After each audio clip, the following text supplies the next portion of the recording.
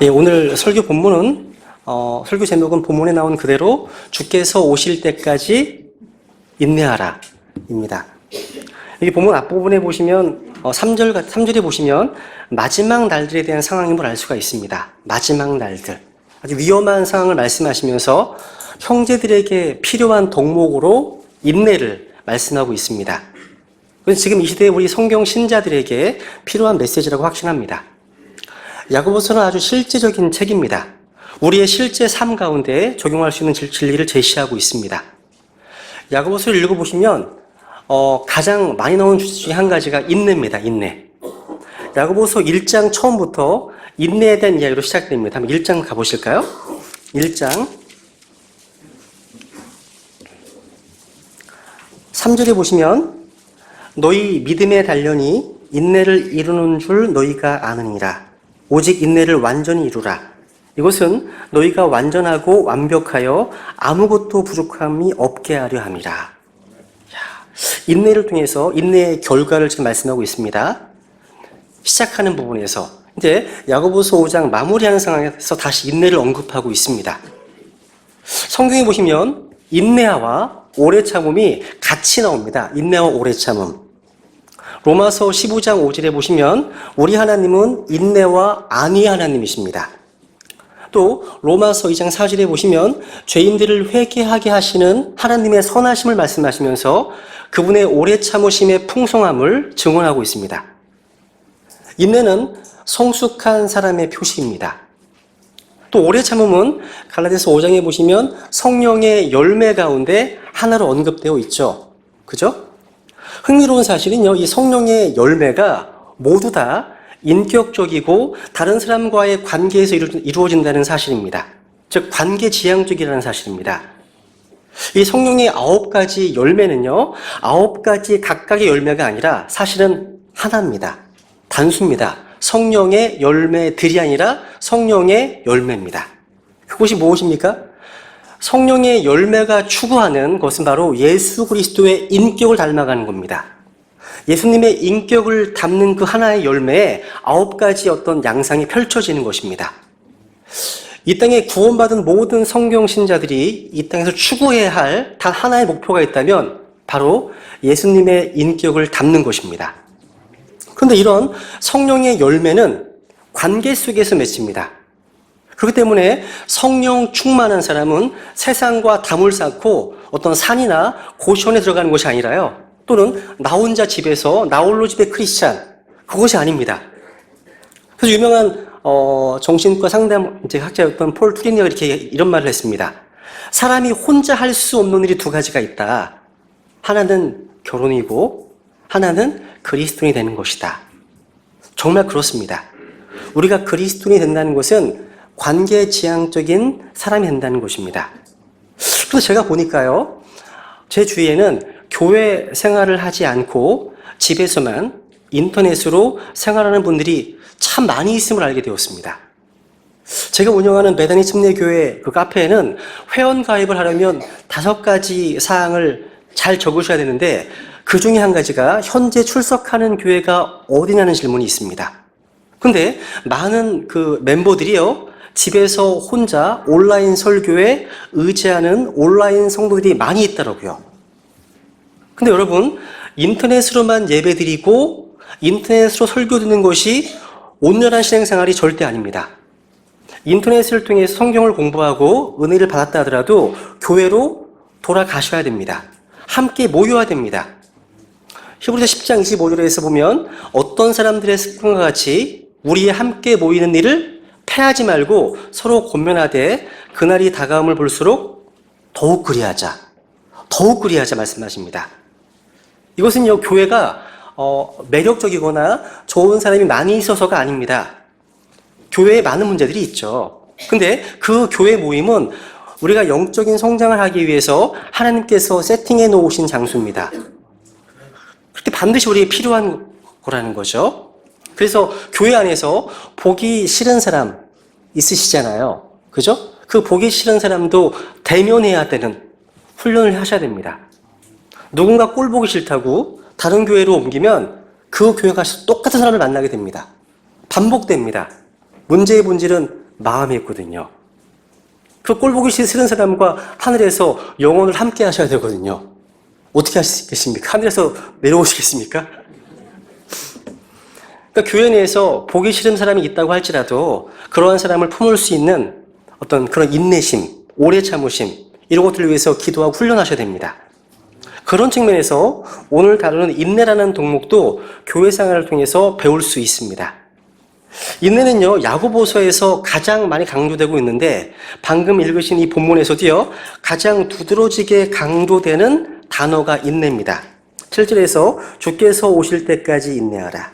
8절에서 너희도 인내하고, 또 10절에서 보시면 인내의 본으로 삼으라. 11절에서 참는 자들을 우리가 행복한 자로 여기나니 너희가 욥의 인내를 들었고. 그래서 뭐가 반복됩니까? 인내가 인내. 성경은 우리가요, 예수님의 피로 구원받은 하나님의 자녀라는 사실 때문에 고난이 면제되고 모든 일이 다 만사형통한다? 약속하지 않으셨습니다. 예수님의 약속은 어떤 고난과 환난의 면제가 아니라 그 환난 속에서의 승리입니다. 그래서 세상에서는 너희가 환난을 당할 터이나 기운을 내라. 내가 세상을 이기었노라. 또 사도 바울께서도 우리가 반드시 많은 환난을 거쳐 하나님의 왕국에 들어가야 하리라 말씀하십니다. 그렇다면 이러한 환난이나 시련 고난 가운데서 필요한 성품이 필요한 덕목이 바로 인내인데 야고보 사도는 본문에서 우리가 언제 인내해야 하는지 또 왜 인내해야 하는지 그리고 어떻게 인내해야 하는지를 가르쳐주고 있습니다. 첫 번째, 우리가 언제 인내해야 될까요? 인내해야 하는 시기를 아는 것이 중요합니다. 본문을 통해서 한번 세 가지로 정리해 봤습니다. 첫 번째로 한번 따라해 보실까요? 상황과 환경을 내 마음대로 통제할 수 없을 때 그때는 인내하셔야 됩니다. 여기 7절에 보시면 그러므로 형제들아 주께서 오실 때까지 인내하라. 보라 농부가 땅에서 나는 귀한 열매를 바라고 이른 비와 늦은 비를 받을 때까지 오랫동안 그것을 위해 인내하니이다. 이른 비와 늦은 비. 이런 비는요, 우리의 마음대로 어떻게 할 수 있는 상황이 아니죠. 환경에는 우리가 다스릴 수 있는 것이 있고 다스릴 수 없는 것이 있습니다. 우리가 컨트롤할 수 있는 것이 있고 컨트롤할 수 없는 것이 있습니다. 할 수 있는 것이 있고 할 수 없는 것이 있다는 거죠. 근데 여기 7절의 말씀 보니까 우리가 참고 인내해야 할 한 가지 모본을 제시하고 있는데 그게 뭐예요? 농부입니다. 농부.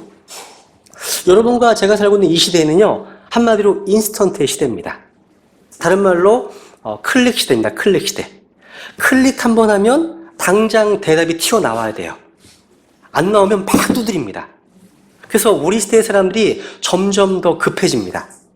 대답을 얻기 위해서 한 번 쳐서 안 나오면 계속 두드리고 속전속결 시대가 되어버렸습니다. 점점 더 급해지고 있어요. 그래서 잘 참지 못해요.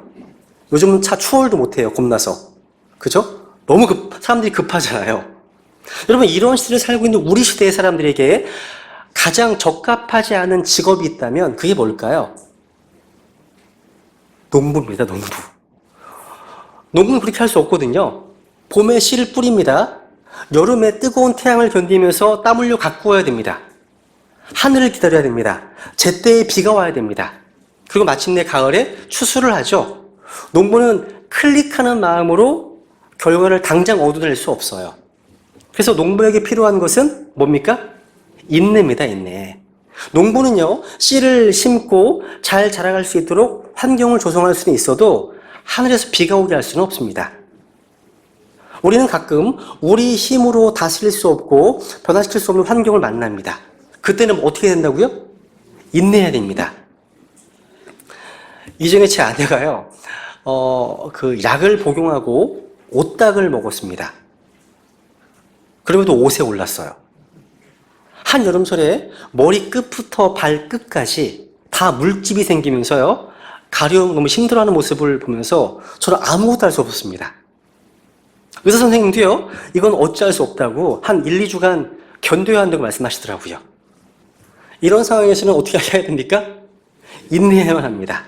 즉, 변화시킬 수 없는 상황에서는 기다리셔야 돼요. 그 상황 가운데 염려하는 것, 그건 비생산적인 일입니다.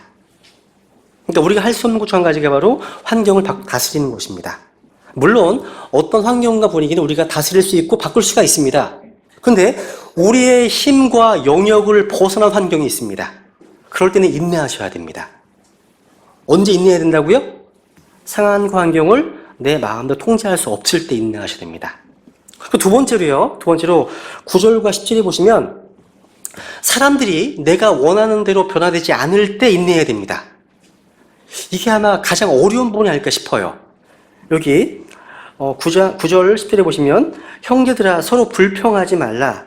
그리하여야 너희가 정죄를 받지 아니하리라. 보라 심판자께서 문 앞에 서 계시니라. 내 형제들아 주의 이름으로 말한 대언자들을 고난당하는 것과 인내의 본으로 삼으라. 인내하지 못하면 불평하게 되고 또 비방하게 됩니다. 판단하게 됩니다. 특히 사람을 섬기는 이들에게 가장 필요한 것이 바로 인내입니다. 야고보 사도는 구약의 대언자들을 지금 예로 들고 있습니다. 하나님 말씀을 백성들에게 선포하면서 회개와 변화를 촉구했던 대언자들은 많은 고난을 받았습니다. 그런데 백성들은 변화되기를 거부하고 오히려 대언자들을 핍박하고 죽이기까지 했습니다. 고난을 당하던 대언자들이 한 일은 오래 참으면서 인내하는 것이었어요. 예레미야는 눈물의 대언자였죠. 눈물로 백성들을 섬겼습니다. 호세아는요, 창녀였던 고멜을 아내로 맞이하면서 끝없는 인내로 그녀를 사랑했습니다.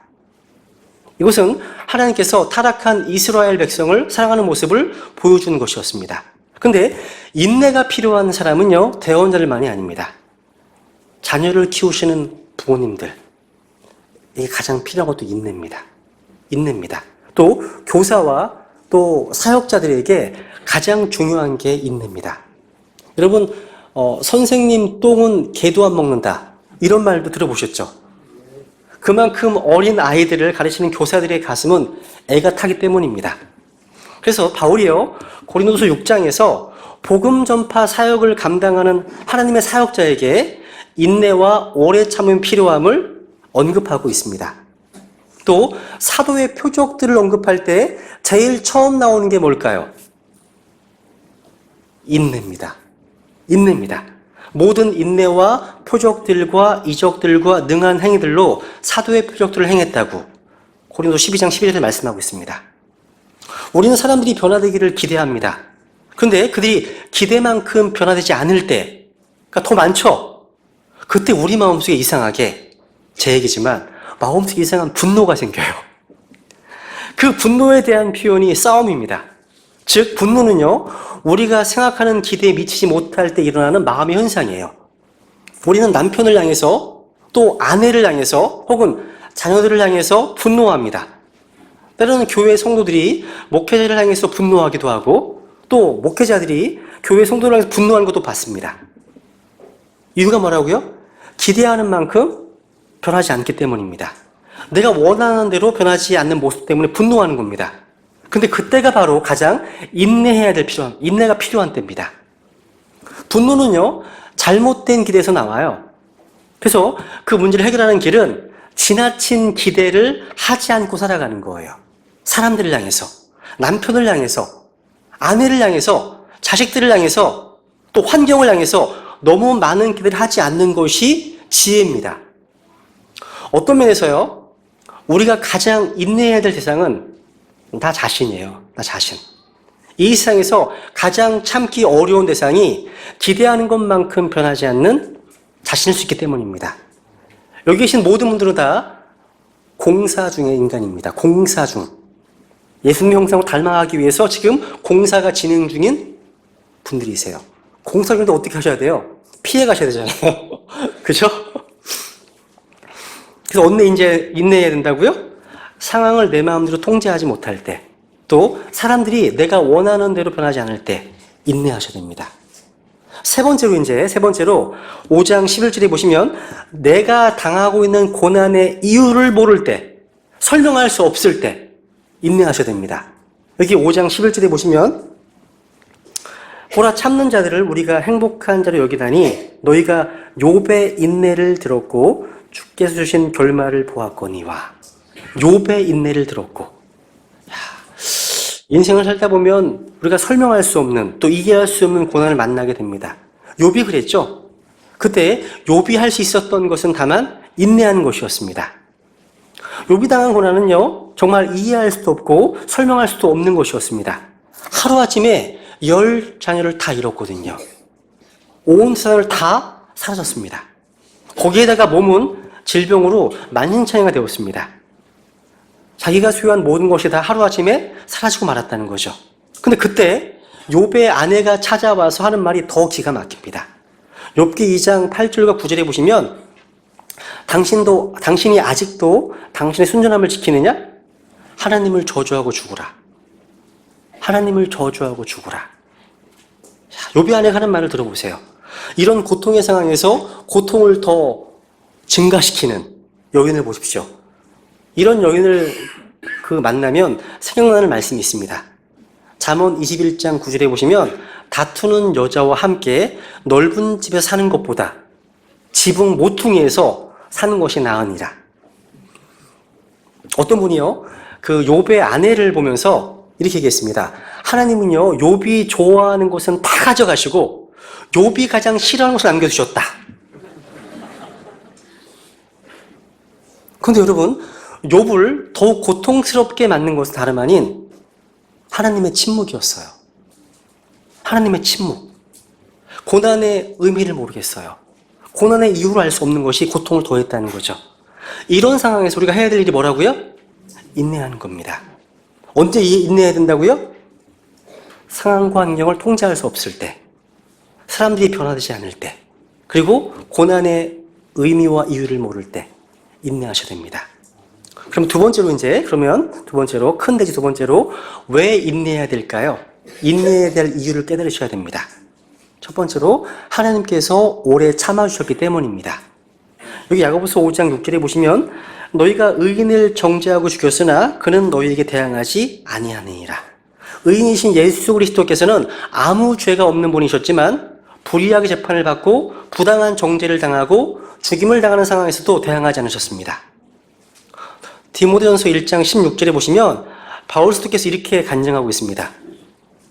그러나 예수 그리스도께서 먼저 내 안에서 모든 오래 참으심을 보이사 이후에 자신을 믿어 영존하는 생명에 이르게 될 자들에게 본이 되게 하셨으니 이런 까닭으로 내가 긍휼을 얻었느니라. 이 하나님의 인내에 대해서 유명한 이야기가 있죠. 인고술이라고 하는 유명한 무신론자가 있었습니다.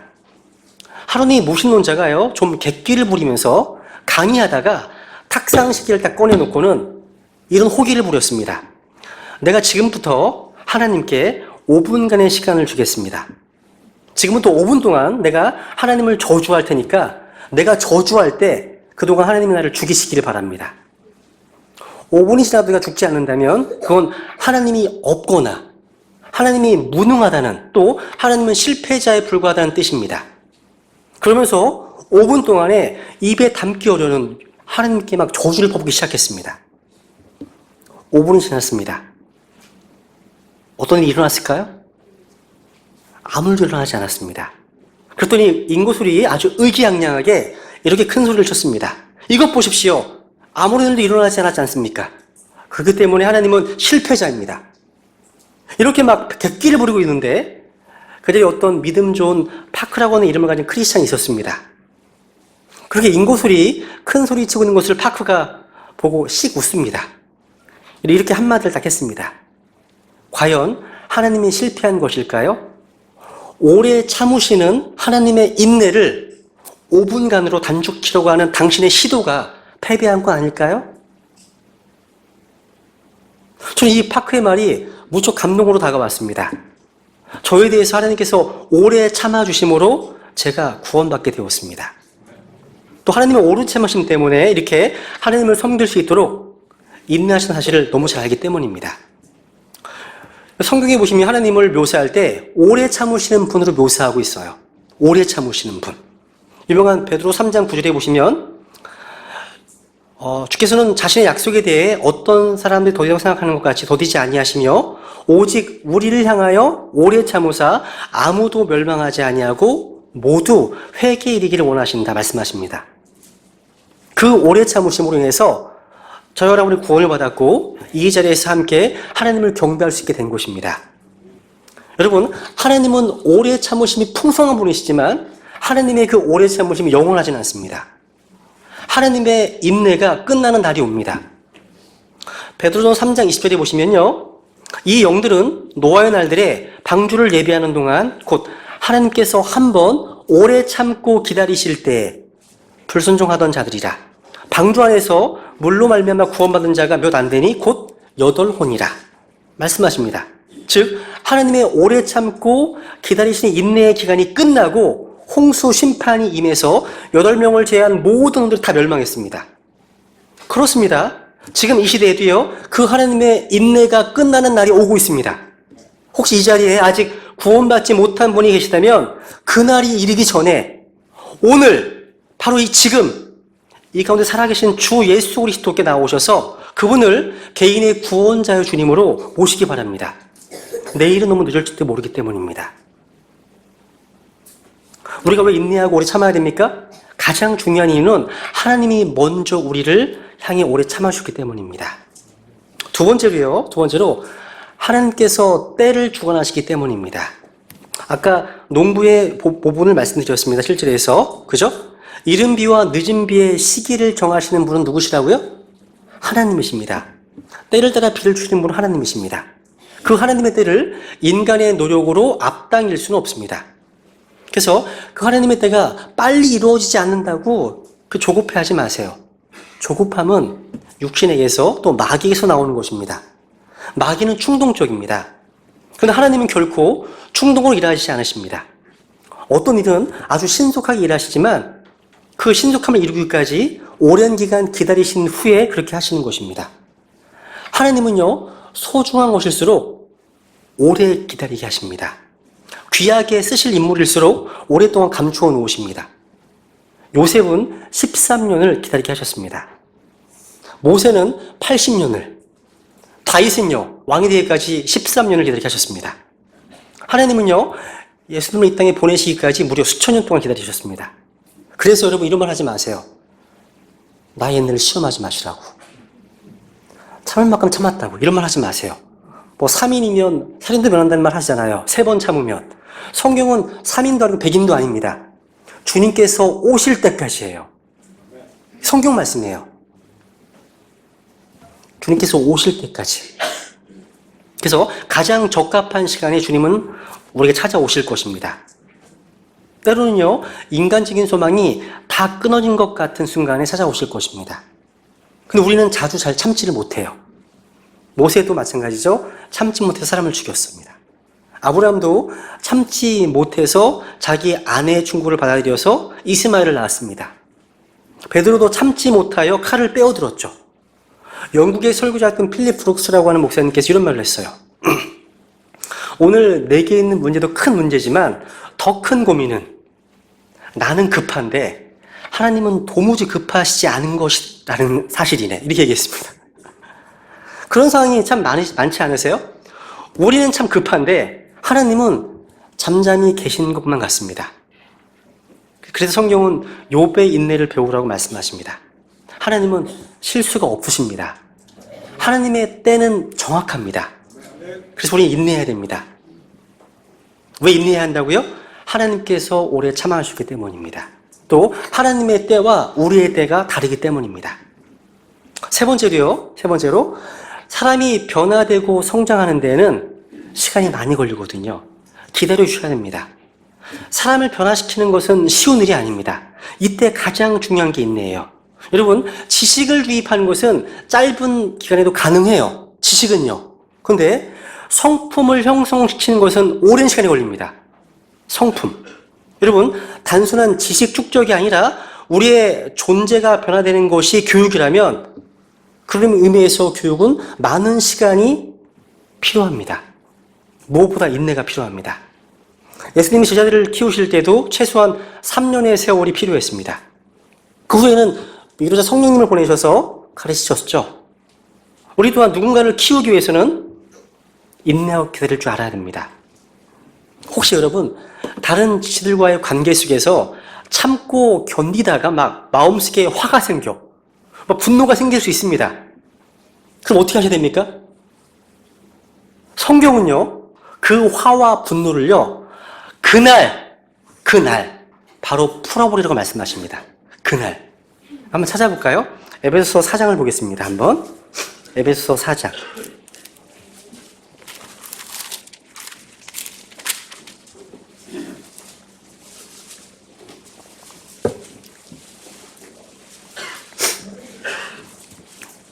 에베소서 4장 26절만 읽어보겠습니다. 에베소서 4장 26절. 같이 읽죠. 시작. 너희는 화를 내도 죄는 짓지 말며 해가 지도록 진노하지 말고. 말씀하시죠. 화를 내도 죄는 짓지 말고 해가 지도록 진노하지 말라. 이건 부부관계에서도 마찬가지입니다. 그렇게 사랑하고 죽고 못 살아서 결혼했는데 왜 부부가 왼수처럼 지냅니까? 이 간단한 원리를 어겨서 그런 것입니다. 제가 어떤 목사님께서 쓰신 글에 보니까요, 너무나 아름다운 부부관계를 유지하는 노부부를 소개하고 있는데 참 재미있었습니다. 한평생 같이 해로하시면서 너무나 사랑하는 관계, 아름다운 관계를 유지할 수 있는 비결이 무엇인지 봤더니 그 가정도요, 똑같이 싸우고 똑같이 다툰다는 것입니다. 다툼이 없는 가정이 어디 있겠습니까? 그리고 화는요, 하나님 주시는 감정이니까 화낼 수 있습니다. 다툴 수 있습니다. 그런데 이 노부부의 가정의 특징은 무슨 일로 말다툼하고 화내고 그래서 싸워서 말도 안 하고 이따가 남편이 이렇게 말합니다. 여보, 해가 지네. 그럼 그 아내가요, 알았어요 하면서 화해를 하더라는 것입니다. 이 노부부는요, 하나님 말씀을 믿는 분들이기 때문에 에베소서 26절 이 말씀을 순종했던 것입니다. 여러분, 부부가 아니더라도요, 형제 자매들 사이에 한번 실습해 보세요. 설교는 적용이 중요합니다. 적용 없는 설교는 무의미하잖아요. 한번 아내에게 시도해 보세요. 자매, 해가 지네. 해보세요. 한번 시작.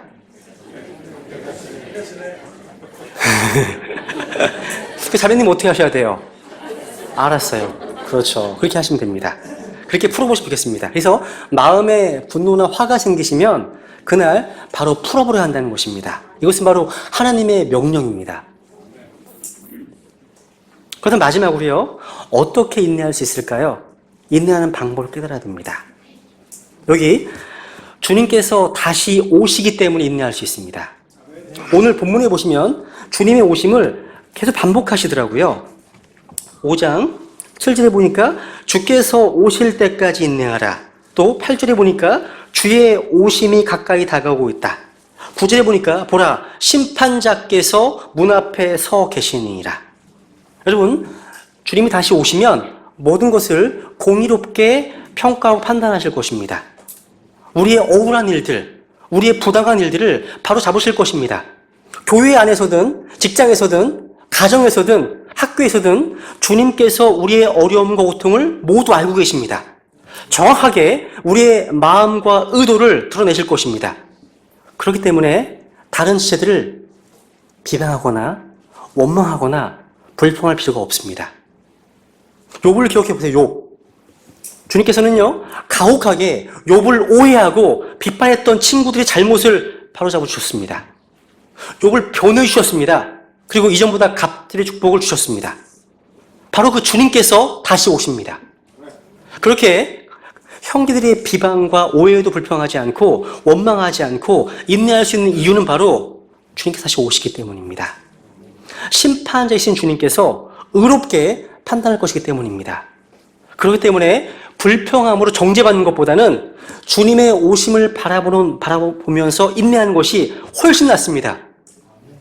욥은요, 주님께서 주시는 그 결말, 엔딩, 이거 알지 못한 채 엄청난 시련을 견디며 인내했습니다.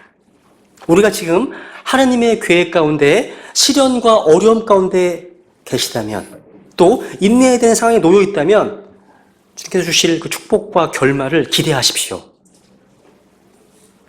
그분은 2000년 전에 이 땅에 오셨던 것은 다시 오십니다. 이것이 바로 그리스도인들의 영광스러운 소망이고 복된 소망입니다. 주님이 다시 오셔서 모든 것을 공의로 다스리시고 심판하실 시간이 가까이 om을 자각할 때 우리는 견딜 수가 있습니다. 우리를 둘러싸고 있는 현실이 아무리 어려운 상황일지라도 인내할 수 있습니다. 여러분, 그날이 언제인가? 언제에 관심을 갖지 마십시오. 성경이 강조하는 것은 언제가 아닙니다. 우리가 관심을 가져야 되는 것은 그분이 다시 오신다면, 그분이 오시는 날, 그분 앞에 설 때 내가 어떻게 설 것인가, 그 어떻게라는 질문에 더 관심을 가지셔야 됩니다. 그분이 다시 오신다면, 그것이 확실하다면 그때 모든 것이 다 제자리에 서게 될 것입니다. 우리는 삶을 살면서 이 세상의 흉악한 범죄들이 막 관영하고 있습니다. 교회들이 막 배교하고 있습니다. 이단들이 막 발흥하고 있습니다. 끊임없는 부조리와 끊임없이 억울하고 불행한 일들을 경험하며 살고 있습니다. 그러나 그분이 오시는 날, 소위 사필 귀정이 될 것입니다. 이 세상에서 벌어지는 모든 악한 일들을 하나님께서 다 바로잡으시는 시기는 재림하실 때입니다.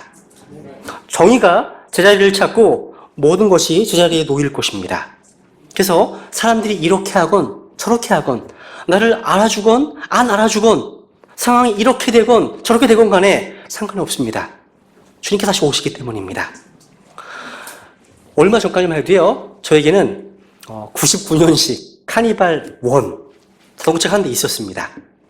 저는 그 자동차에요, 기스가 나건 주차하다가 상처가 나건 누군가 못으로 긁어놓았던 뿌겨졌던 간에 신경이 전혀 안 쓰입니다. 장마철만 되면 운전할 때 조수석에 비가 새가지고 아내가 옆에서 컵을 주고 있어야 되는 상황이 연출되어도요, 그 상황이 아무렇지도 않고 오히려 즐기기까지 합니다. 저는 신경이 안 씁니다. 왜 그런지 아십니까? 제 자동차가 연식이 오래돼서 폐차시킬 얼마 안 남았기 때문입니다. 새 차라면 신경이 많이 쓰이겠죠. 누가 긁고 가면 마음이 상하잖아요. 근데 폐차가 얼마 안 남은 차라면 그 자동차에 대한 종말의식이 제 마음을 편하게 해주더라고요. 그렇습니다. 우리의 육신도요, 폐차될 자동차처럼 주님께서 다시 오시면 새 옷으로 갈아입을 것입니다. 그 소망을 진정으로 믿고 붙들고 계시다면 이 땅에서의 가난은 단지 조금 불편할 뿐 그리 큰 문제가 되지 않을 것입니다. 이 땅에서 받는 상처와 아픔, 여러 가지 시련들 참고 인내할 수 있을 것입니다. 왜냐하면 주님께서 모든 것을 바로잡으시고 드러내시고 올바르게 판단하실 것이기 때문입니다. 야고보 사도는요, 주의 재림이 가까움으로 참고 마음을 굳건히 하라고 했습니다. 이러고 참다 보면 낙심도 되고 지치기도 합니다. 그때 마음을 굳건히 하셔야 됩니다. 욥이 이러한 위대한 고백을 남겼죠. 한번 확인해 보겠습니다. 욥기 23장 10절입니다. 욥기 23장 10절.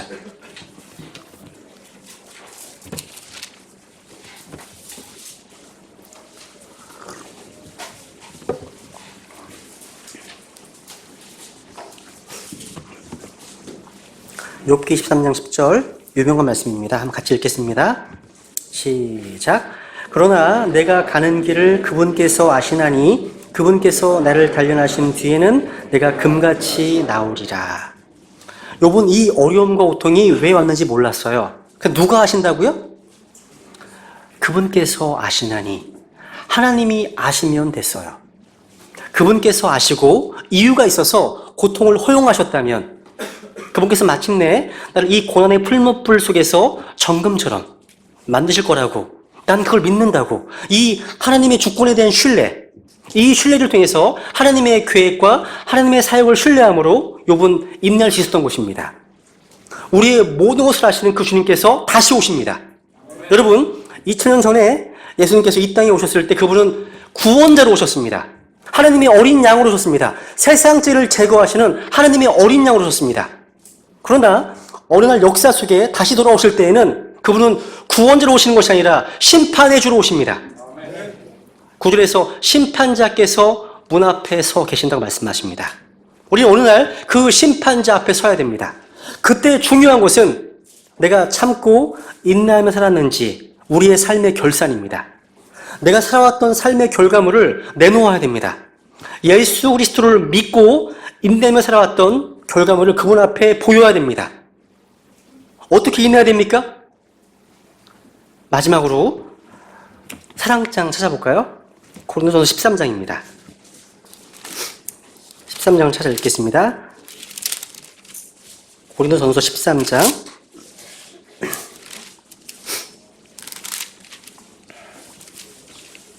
4절입니다.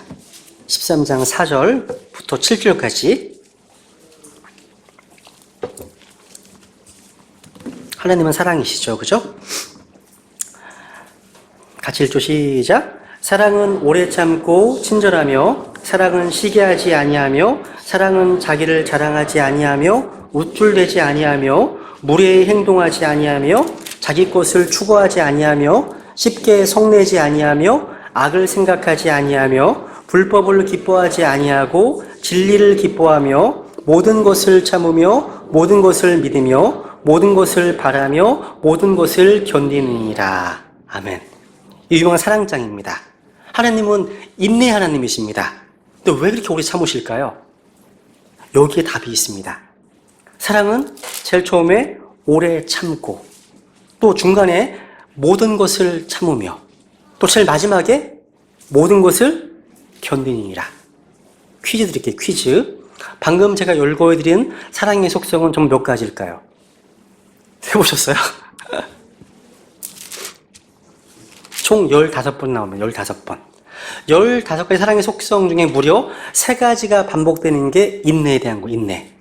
그러니까 하나님께서 말씀하신 사랑의 속성은 사랑의 문을 여는 첫 단추가 사랑은 오래 참고, 또 사랑의 마지막 문을 닫는 그 마무리가 모든 것을 견디느니라. 또 그 사랑을 유지해가는 그 과정에서도 사랑은 모든 것을 참으며, 그래서 하나님은 사랑의 신이라 이 표현할 때 거기에 뭐가 내포되어 있습니까? 하나님의 오래 참으심, 하나님의 인내하심 내포되어 있는 겁니다. 하나님은 자신의 속성이 사랑이시기 때문에 인내할 수밖에 없는 겁니다. 사랑하면 인내할 수 있게 됩니다. 사랑하면. 저에게 복음을 전해주셨던 순천의 한 목사님이 계십니다.